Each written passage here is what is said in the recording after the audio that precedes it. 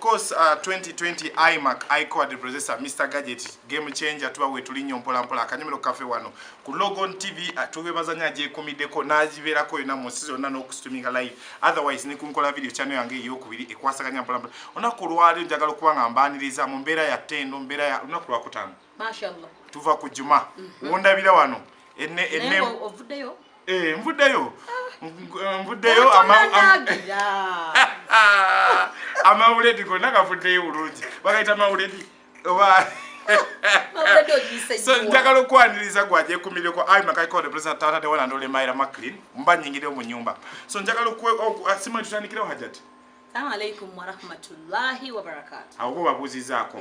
Neyanzo okunchaza sebo. Amina. So njagala tutandikirewo Stacy avadde mu kyala je Kampala tusumbwe kati. Avadde mu kyala. Munne nja kwebaza mamange omulungi nakiganda Sebelinda Lutaye. Nti yanzalira mu kibuga simanyi kyalo. Yako zinembwa za Lawrence zinzunza. Erovaji. Simanyi kyalo. Olwo mu kibuga okulya kitundu ki? Nakulira ekazo. Katusange yali akyaliwo. Nenkulira wali omukyala yankuza nga gwe manyi nti mama wange ewankulu kwawo. Wankulu kuko. Netuddako enamasuba. Namasuba. Netusembere bwafawe machinde tobola tamanyi machinde wa muloma. Gwe tubagenda namasuba ku mwala nga liri pazo wali magwe namasuba ku mwala apo. Simanyi mira.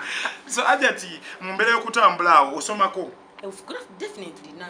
Koma senior 6. Senior 6. Masomero kigo itaka oba obi wa streaming live mikwano jaba kweko. Bishop system mazolidi awereza bashimanyi bulungi. Mazolidi eyo wali nga basabe ompira nnyo. Then Nensare State Masaka. Nese Chisto chankwanze wala.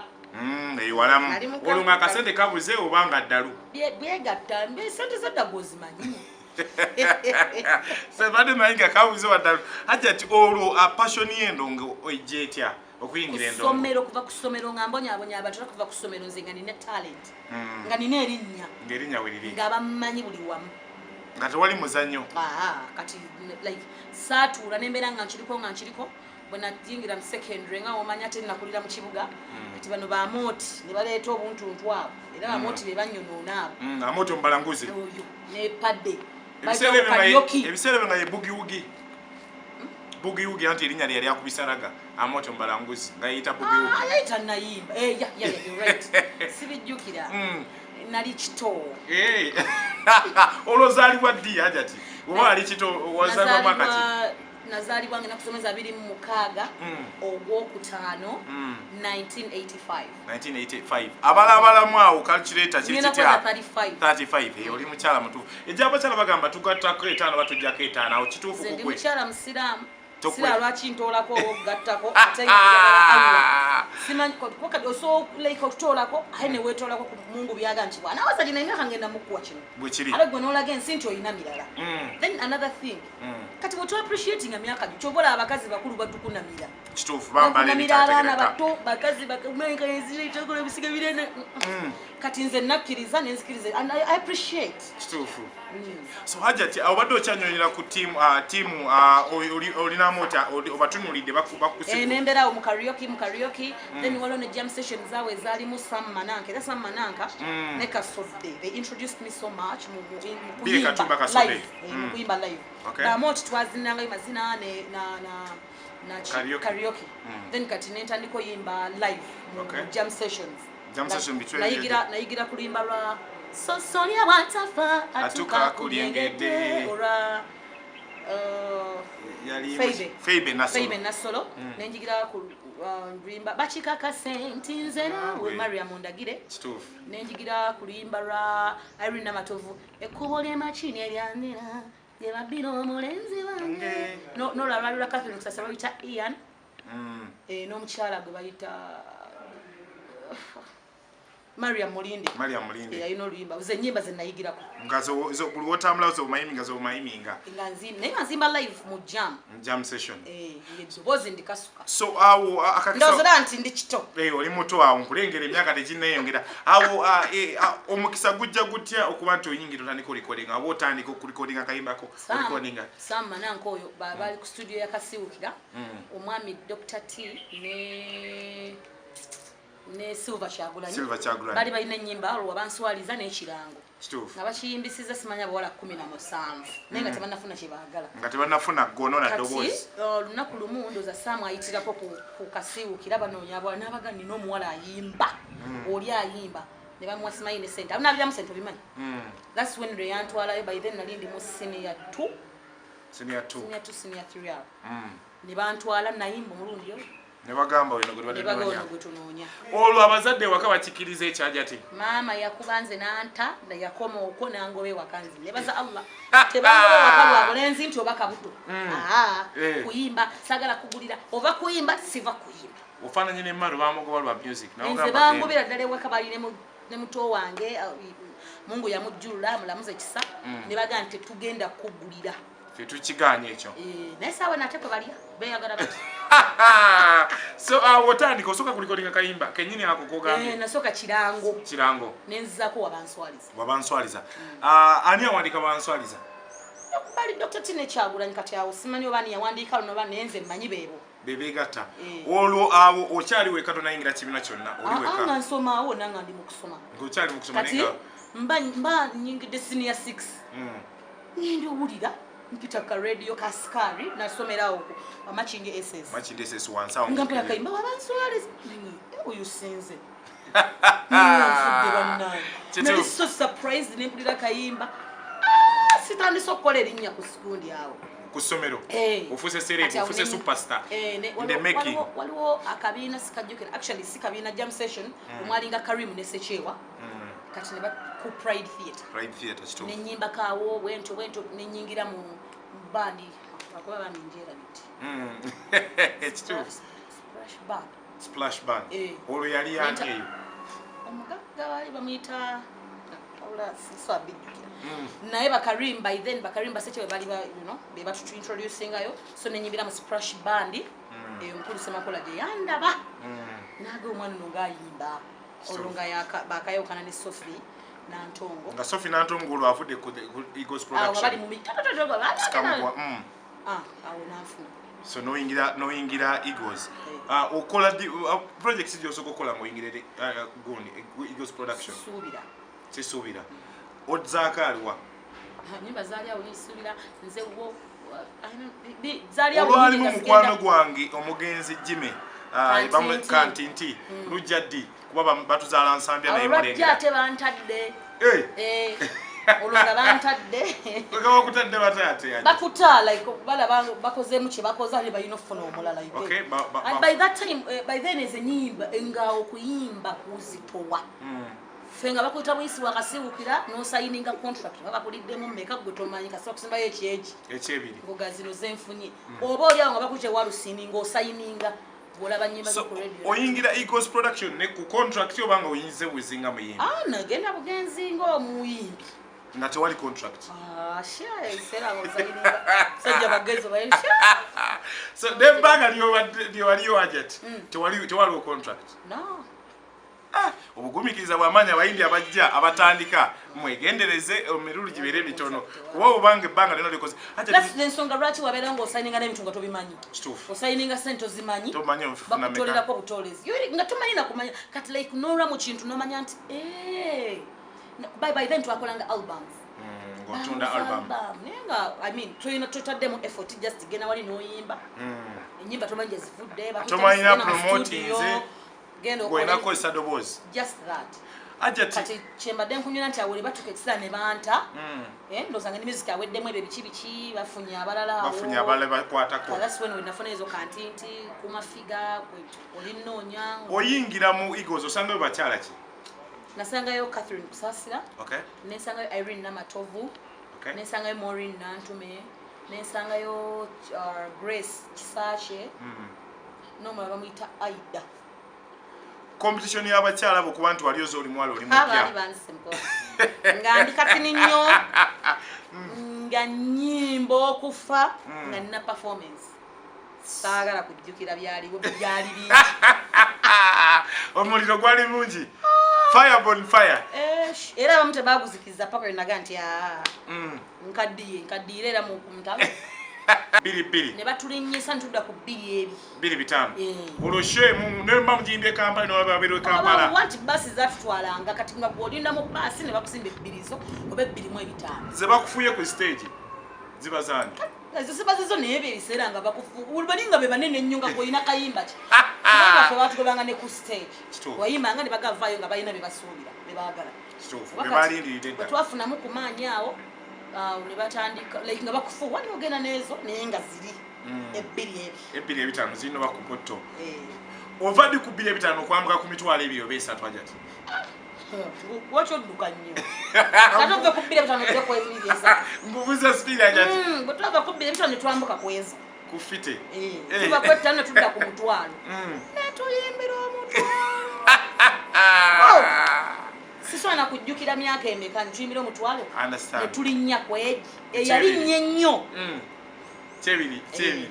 Kati ngotonse ovuga emmotoka naye ng'ofuna eki jjo wano bigozi wano weetagenti ye awo ne batandika otulowoozaako nti bannanga abaana tukkirize tugaane this time balina ennyimba naffe tubatambulirako awo ne batandika otuwanga ennaku ne bakuwayo olunaku oba ne bagatta negundi oba ne bagatta n'omuntu kati omumala tolina kyofuna kati awo n'obeera nga okola like just that noba ne bakuwayo amafuta ga mitwalo 2 ng'olina kulinda shoyo gasubira ofuna kasente ajati show zino nga mutambula mwazitambula ne mutambula ebyenjawulo bakkiriza ddi bakukolera concert yesooka olwali lw'amaanyi nnyo kubeera basooka kukolera Maureen Nantume ate nga nze na introducinga Maureen Nantume mu bantu okuba nti afuna mu limelight waliwo ebyaliwo awo ne bamukolera ennyimba awo speed by then nga nina kantinti oli kantinti ate nga hitinze nenzi nakitegeera nti kantinti lwange nze mbyeretedde biki n'endala ezaaliwo awo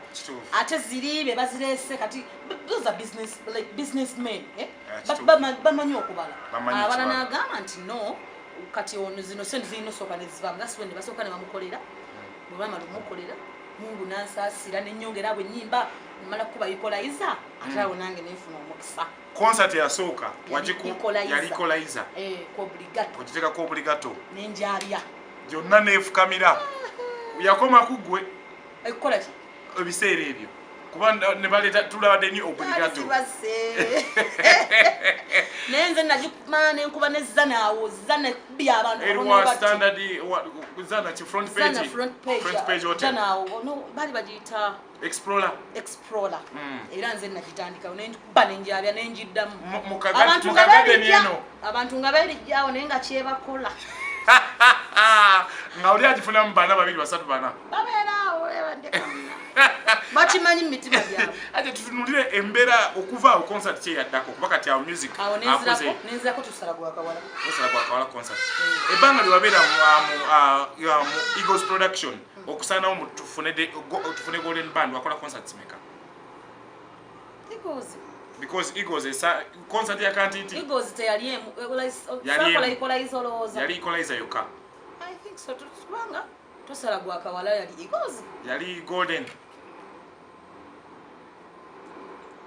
yali Eagles so Eagles twafunye concert twafuna 2 netuyingira golden netufuna kyekisaanyawo hajati kisaanyizaawo Eagles production netugamba tuleete golden ekikisaanyawo Eagles netugamba tukole golden tebakyayagala kukola nga abantu bazimba emitima bwebagamba nti banetuwe kuba n'abandi ennaku nga tebakyagalabaweebakole n'abaana bafunye obuvunanyizibwa nabo nga n'okukola tebayagala ate nga baagala okufuna ennaku ekindooza ne batuulatuulamu abo ngaera abakulu batutwala butwazi twali mbuzi basika ku muguwa kati nga fe kyebatugamba nga ate eno yewaali betusinga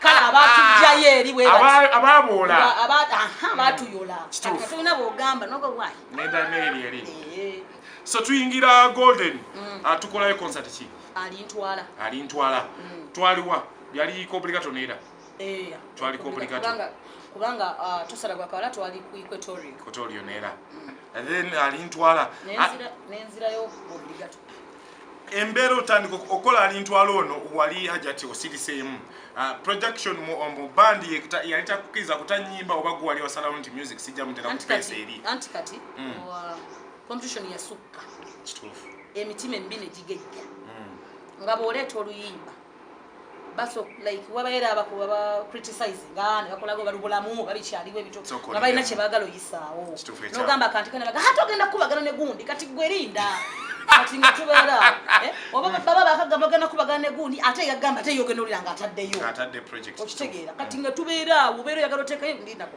nene ya sente kwa music yayononeka kati ali very expensive ngojana go why sira kasene kanindem aja timumbereyo ebibina bino byatiro kuwanga abantu kye bayita ba personal manager wayina personal manager hata kutegeera akubuse era muna so to gote wayina muntu agamba kutegeerera akubuse ngutya naye era mbukujju buno nenfunayo mneka charika andika Lawrence kae ero ngabaka kilizo booking ebivudio wa asides nga golden era wogenda nga mukuzeemu awo nga tukulidde ddala kubanga kakati nkutte milioni 10 nsadde mu nyimba toyinza kungamba ki kitufu obotadde mu womanyi ntuka ku show ebandi nabo batuwa freedom nga bagamba gwe tuka ku show ebirala gwamanyi so that's when tubeerawo nga video ne bwegana Lawrence agande se kamera mwana twekayo video kitufu tugikole ebiri olimba okoli wali abasajja bano era abantu bali bangi batubanja naye nga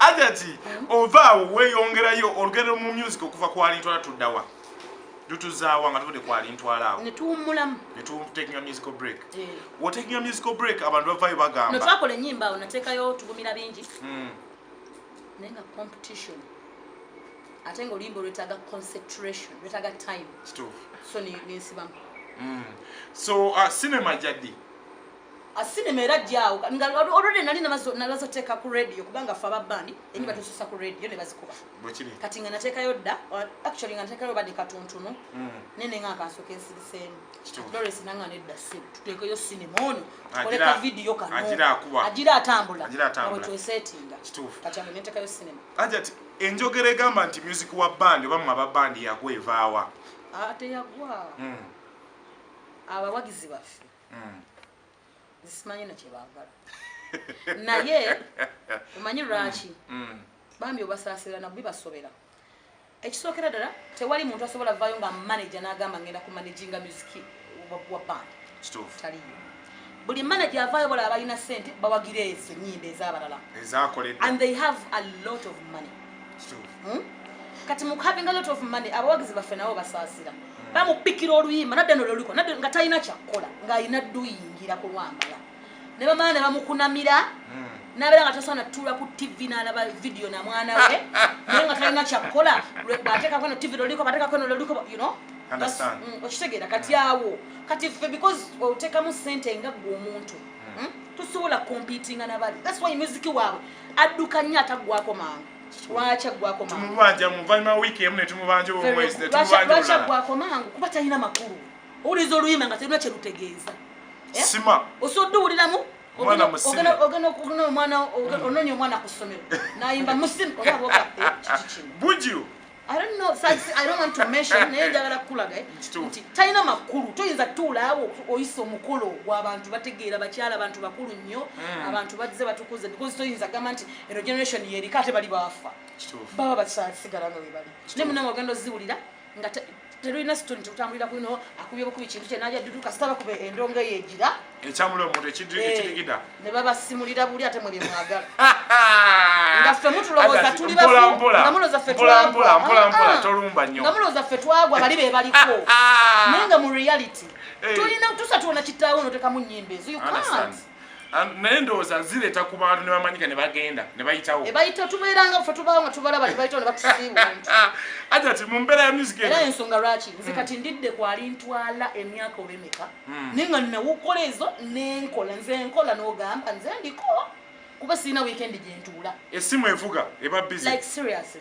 kituufu ate nze nzize muntu akyajinga ssente ze nga nti zenzo I am contented with that atayagala abireke aye ne bazimpa kyekikulenga nti music n'otuuka ewantu n'olowooza bano abaana engeri gye bayimbye ennyo ndudde otekayo ka video nayimba banandaba nze nali n'otuuka ensi n'eyimuka ekikulenga nti oyo music sebo si wabusa aja ti ebbanga lyobaddewo mu music ofunyeyo endorsements meka ebbanga lyoyimbidde wakayimbira emyaka emeka bayire wajati 15 years mebanga lyobaddewo tuyiseemu ku endorsements company ezize nga zaagala okuwa ku bulango n'ebisigadde munange nga bakwagaza ki kati gwena manager ki Ajati. Which management you have agenda confronting those people? If a government you have ABC. Nenga abantu abantu je bali batumanyi.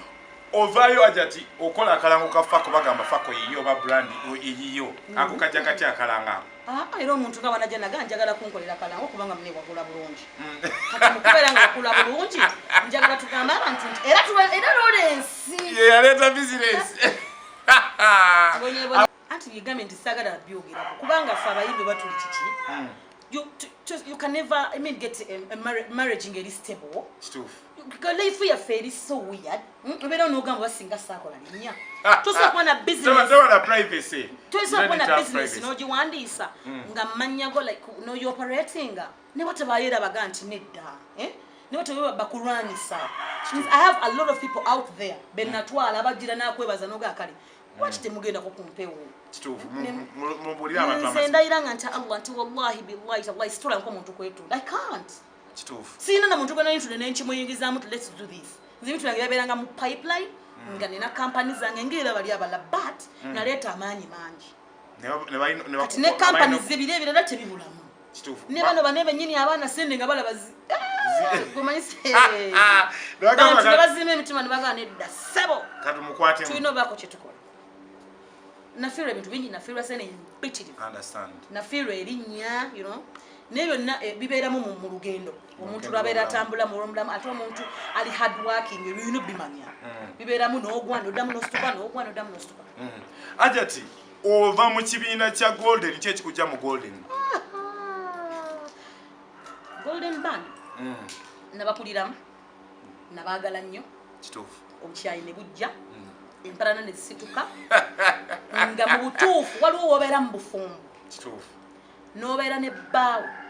Nga bwe mutayawukana mu bulungi omwagenda kutta munne. Kituufu. Kati awo we nnali. Awo we twatuuka. Ate Mungu n'ansaasira ne ngenda ku Kaaba. Bwe nagenda ku Kaaba obusiraamu tebukkiriza nkwe. Ndudde eno yonna nga tukolera mu nga kwesesa plastic smile. Kati nenyina nkola hijja nga tekkiriza nkwe. Nga kintu olina kikonfrontinga ate nga bonna benayina ku mutima nti obono yanyiiza obono muyina ku biki nga nabatukuza ne nga nti nabasonyiwa nabyesonyiwa nakita. Kakati ngenda okudda ate nga nze natukula mukwano nga bali basituka ensi esituka basituka nga sijja kusobola ebiso bingi wano you know tugakyasuka toyina gwe weesigama kugoga nti munnange toyina gwe okola ki bagenda okujjukira nti oba munneyo omuntu aba wa mugaso actually ebiri mu nsi omuntu agenda nakulaba aba agenda okujja nti oli wa mugaso mukwano nga kintu kiri kati ebintu byansukako kyeki kuyingiza cream hajati cream nali ngenze kwewogoma ati ovudde mu kintu nasooka neŋŋamba nga sagala gamba nti kubanga abantu bagamba avudde mu Golden ki ekiddako nennoonyaawo wensobola okulaga njire nga nkuba omuziki oba nsobola okiteeka okitwala mu maaso nga bwendowooza. That was cream ekisooka haji simuyina mutaana tubaddewo emyaka mingi nnyo agenze kuhijja nga ndowooza tufaanagana. Aja kyeki kujja mu cream. Tetujja birwa mu kuba twendaka kukola aja tusanze. Mu cream munayinze bannongosa.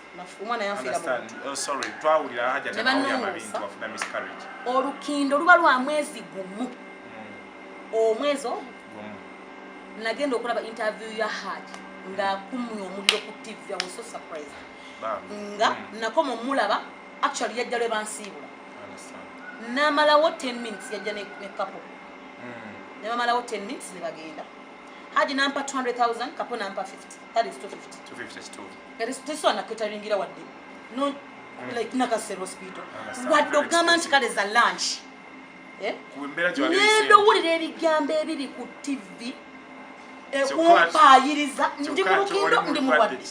Bampayiriza bitubanya banzenya bampalesa simanyi I was like ne bankubira mwene mutandiko kunkubira. Kakati munange wavudde mu kulimu nti atenti. Nti tunala Haji yagambe Ebisa was like what?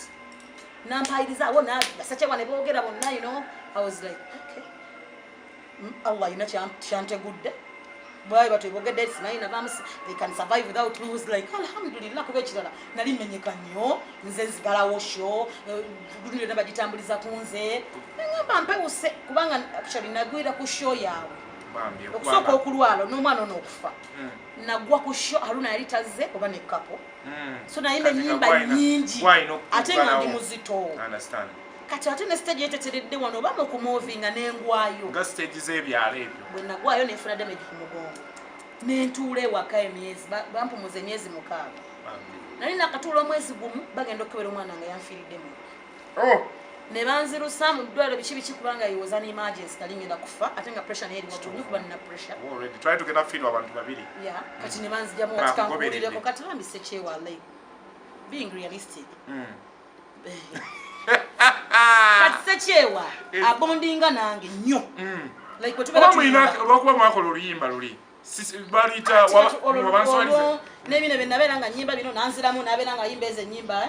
Ezaalwawo ne balowooza mulwana. Nga naye tetubirina ku munana. Kituufu kyekiri kati ati? Ku Sekyewa. Nze nakyawa Sekyewa mu 2 egyo. 2005 sidda nga mugamba nti katuluke nti era mbeerawo nga nti yalize. Aya tejja kukutula. Era nga nti amaazi ono nsanze. Nditeyalinze. Nazzemu n'ennyimba naye erakai. Mbutuufu ne tunda Sekyewa n'engana naye kakati. Kati kale singa twali twabaawo. Bwe kiri. Ono gwe mukabene nga nti taata munnange nedda bambi. Ebyo byali bya buto.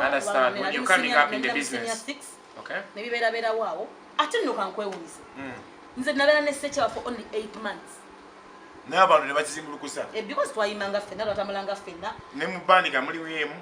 Kati nga bolabi bazimbulukusa ebya Rema ne baali like nga bwe nti bayimbi buli mu abeerala bannange mu matchinga naye nga tamanyi bimubeeramu eno byamu. Bwe kiri.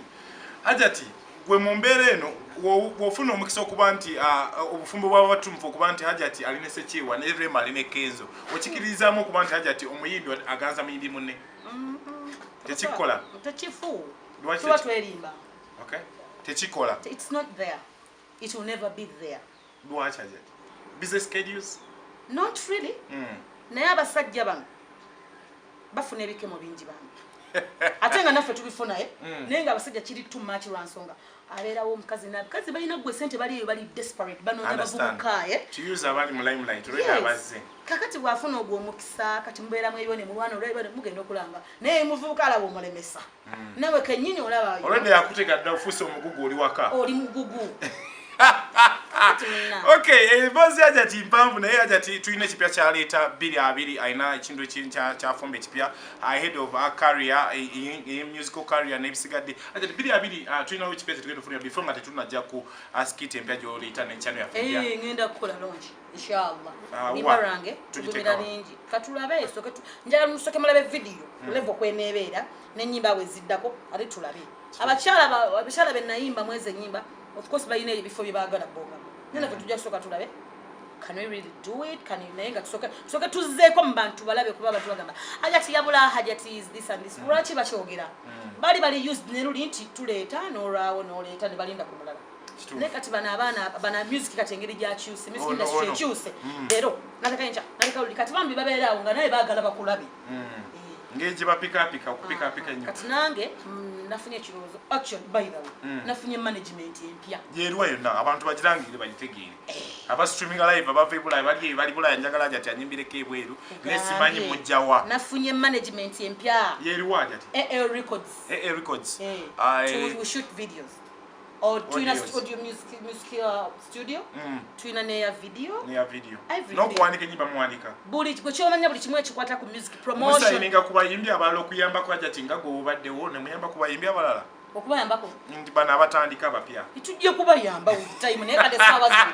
Atusoke tulaga abantu nti atuyina omuyimbi waffe w'amaanyi. Aliwo. Abantu bagambe baleme gama nti. Kwa branding akka. Bagenda kujjono bano bagenda kutuba balina muyimbi ki. Kati tusoke tubalage nti omuyimbi wendi. Okay. Tukole ekintu nti kyamaanyi namwe musoke mutukkiririzeemu tutandike okujjayo emirandira. Hajati olumu ku bayimbi abasinga okuyimba emikolo n'embaga lwaki? Kubanga ennyimba zaffe ziwulizikika z'abantu. Okay. Owulira oluyimba nga luggwa mu muntu oli n'alwambala. Nnyimba za love. Abantu bagamba oseera lwaki oseera nnyo? Kubanga nze kennyini ndi kya bbeeyi. First and foremost nze nyambala bulungi. Tewali wano muyimbi ansinga performance. Ekyo haramu. Another thing. Chizibu. Munange naze ngamba. Chokale busikiti konze ndeka ne Lawrence yabingamba ddaze ndeka sibyagala. Nangamba nnyabo osaga tujja kubikula. Bitu byonna bya kibuli mujja bula busikiti. Bajita batachana ngo tugenda buteeka jati. Bajita twedino jigudde bajita Stasha and the house girl. Station the house girl. Fe wano ku Logon TV nenkola ya video. Tujageza kuba behind the scenes mpola mpola nenga obu clip obusinga bwino bakweyo channel yo mukyalo no subscribing and the house girl. Eja mpya 2020 ayagada abawe ku kitone ekipya ekiri ananzira jatubuzeeko abantu babuze kwa mulabiko gutuli naye kwatu basanze mule mwetege kama ono sigala wano no aje wana atule kumpi wano nange atubuze buzeeko mpola mpola atunjonyole dakika emu yanfukire ewalula atubuzeeko mpola mpola dakika emu abantu bategeere nanziri kikyagamba ensi Katalina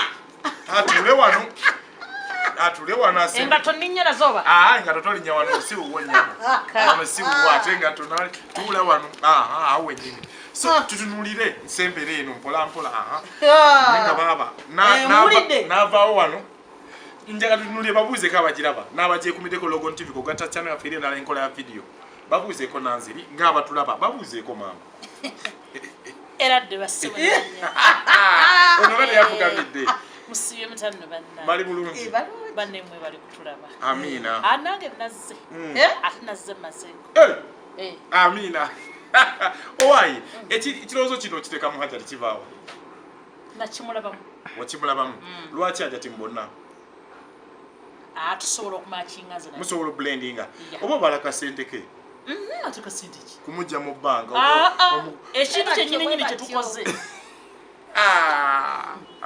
ekintu kyennyini ate nkoze eki oyo kyennyo oli mufumbo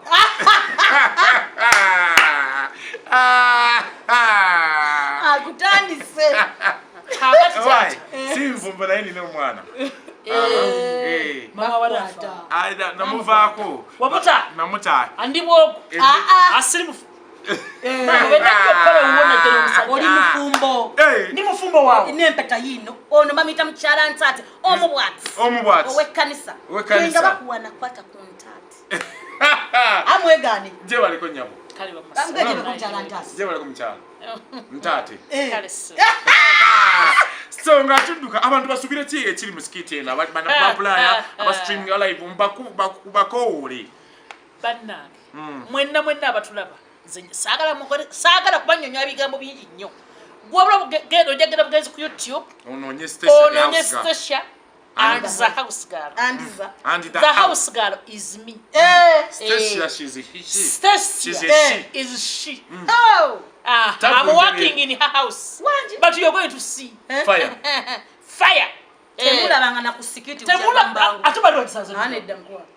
twagala mutulabe kubanga olaba situlo omukyala ne mukakanya n'enkola ewuwe ate nenga yakyajagala naye talina mukozi gwayenza kweta n'akola wano teri amusobola era nga bwe muzze nga mumulaba teri asobola kabe cream kebe igo kebe ki bonna bamulemwa nze musobola azavavayo kaje maze 10-15 bikigwo badomberera amukwano kubadde kukwatirira mwanji naye nze musobola era twatawakadde tetulina kintu era tetwataaga mulinde bulinzi kankusabire onsobole so wewe naye obuzibu ennina akusasula naye ate singa bali tasasula nandibaddewo onamusobola namumaze dda musobola era nkola bulungi bawusigala omulina omuze gw'okujja n'obwana tonaleetayo kaana wamuleseyo mukyalo alina lizaddeko